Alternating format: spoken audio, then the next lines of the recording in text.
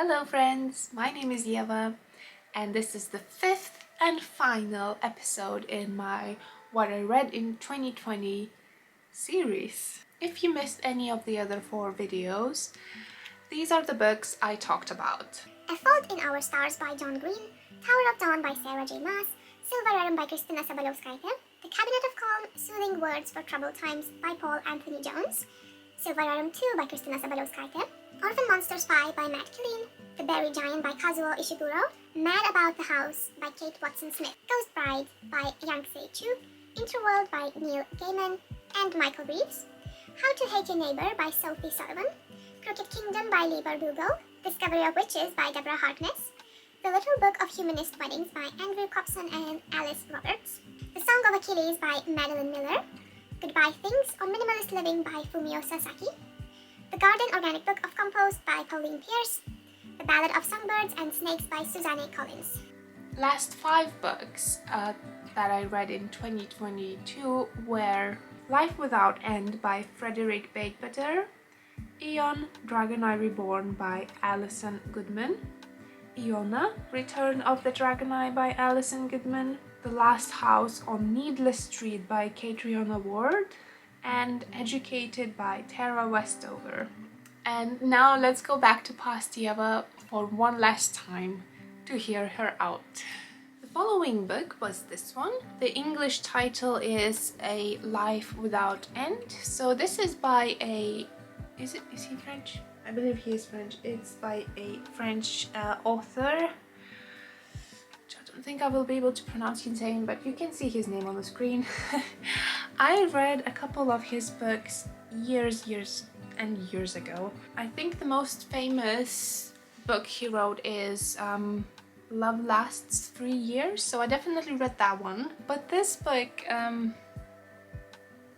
think it was the worst book I read this year, to be completely honest. We read it with a friend and we both struggled with it a bit. So quite quickly, I think after the first chapter or so, I started looking at this book as a biography, just trying to give this book a chance. In the end, it was just a weird book about nothing. Basically what happens, the author promises his daughter that they will live forever. So he goes on a quest of learning how to live forever, basically. Yeah, it's about that. Now, overall, I do not recommend this book unless you really enjoy this author and you want to read all of his works. If you never read anything from him, please do not pick this book. His fiction work is much nicer from what I recall than this one. Do not recommend. The next one I read on my Kindle. So the book is called Eon, Dragon Eye Reborn. This was a very enjoyable read. So it's a duology and I read both of the books, and I will speak about the second part, which is called Eona, Return of the Dragon Eye. So in the first book we follow Eon, our main character, who was training to become a dragon eye. So in this world there's, I think, 13 dragons that hold the balance of the world, and each dragon has a dragon eye and a dragon eye apprentice. So basically when you are a dragon eye, you can control your dragon's powers and do various things, such as like preventing monsoons or tsunamis and other bad things that could happen. So we begin the story with Eon preparing to go into basically like a tournament where they choose the next apprentice for the Dragon Eye. So he goes to this thing. Yeah, so that's how the first book begins. And I think one of the major spoilers, but I mean, it's in the title, so it can't be avoided if you look up the book and you look up if there's a sequel. Now, as I said, it's an obvious thing. Eon is not a boy, as everyone thought. All of the previous Dragon Eyes, they were male. So it's a big thing that Eon is chosen. I'm not gonna talk about the plot anymore because I'm just might blurt more spoilers. I absolutely enjoyed the first one. It was so interesting. There was a lot of world building, which I didn't mind. I thought it was pretty well made. I quite enjoyed the whole system with the dragons and the politics and stuff like that. That was quite enjoyable. And then we get the second book, which was mainly like a quest where characters go to do something. Oh my god, it's so hard to talk about it without telling you what they were doing. But yeah, it's more like a quest-like book. It still was enjoyable, but I didn't love it as much as I loved the first one. Overall, I thought that this duology was a really refreshing one for me. So it was heavily inspired by Asian mythology, which I always enjoy. So I think, yeah, this year I already read one. The Ghost Bride was a very similar one. So everything that's set a bit like in the past and has a lot of Asian folklore in it, it's good for me. It's my cup of tea. Just give me that quickly. So yeah, those two books, they did have that, and I really loved that part of it. So yeah, that was the Eon duology. Then we have a very different genre for me. This is a thriller book. I don't often read thrillers, but I've picked it up around Halloween, so I was in the mood of a bit of a spooky, thrilling book, and I heard good things about this one. This is The Last House on Needless Street, and it knocked my socks off. It was very unexpected. Honestly, I can't tell a lot about this one because it's one of the books that you need to experience yourself. I might just read you the blurb because I think I'm gonna struggle trying to tell something about this book without telling you the plot twists. This is the story of a murderer, a stolen child, revenge.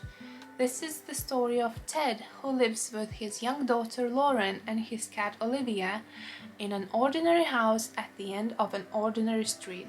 All those things are true, and yet some of them are lies. An unspeakable secret binds the family together, and when a new neighbor moves in next door, the truth may destroy them all. Because there's something buried in the dark forest at the end of the needless street, but it's not what you think.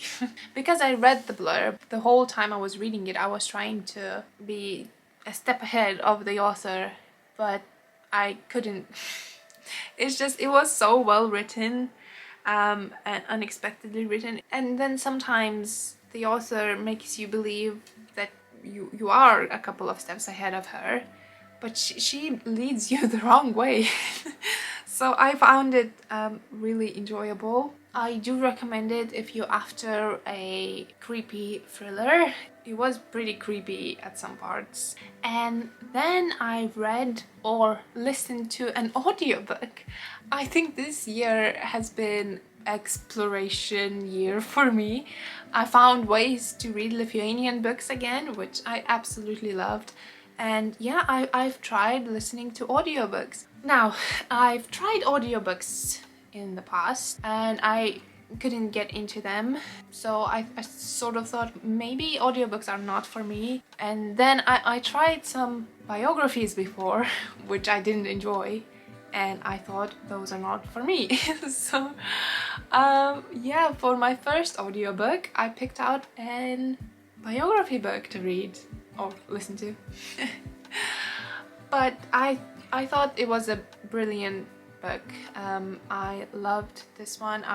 I thought it was absolutely fascinating, and it was quite interesting to listen to it. It was as if someone was telling me their life story. Yeah, I gave the book 5 stars, and I do recommend it, especially if you enjoy biographies. Go for this one. It's a very good one. Now again, I'm gonna read a bit about this book to you. So, Tara Westover, born in Idaho to a father opposed to public education, she never attended school. So she spent her days working in her father's junkyard or stewing herbs with her mother, a self-taught herbalist and midwife. She was 17 the first time she set foot in a classroom, and after that first taste, she pursued learning for the next decade. So it's basically her story about getting an education and how the family opposed, and it was absolutely brilliant to hear a story about people who are so different from what I'm used to, because I'm sure there's so many people like this family who live by their own rules and oppose the basic education we get. And it's so interesting to get a glimpse of their life, of how they see the world, because it's so different from how I see the world. So it was absolutely fascinating. It was really interesting to see how Tara's view on education and just world changed from when she was a little girl and when she started growing up and started learning about things, and then going to the university and seeing the world from there, and how she started noticing that there is something wrong with her family. So yeah, that's another 5 stars from me this year. I definitely recommend it, and I do recommend it as an audiobook as well. So this is it. Those were the books I read in 2022. Overall, I think that 2022 was very enjoyable. I read many good books and many books that I had so much fun with. Of course, there were some downers, but I was also much better with not finishing books. There's not a lot of those downers. Hopefully 2023 has some good reads waiting for me. If you read any of the books I mentioned in this series, feel free to message me. I would love to hear your thoughts about them. And also let me know if you're planning to put any of these books on your reading list. I would love to hear your thoughts on those books. And here we go, the massive thank you for watching these videos. I hope you enjoyed them. I had loads of fun making them. It was an overwhelmingly big task. I didn't think it's gonna become so big, but I'm very pleased that I'm now finishing it off. So this is me saying goodbye. I would like to talk more about books I read, but I think I will need to think of a better way than doing a massive video like this. So once again, thank you very much for watching, and I will see you very soon. There's very exciting things happening in my life at the moment, so I'm thrilled to share those with you. So stick along if you wanna find out what's happening. I'll speak to you soon. Goodbye.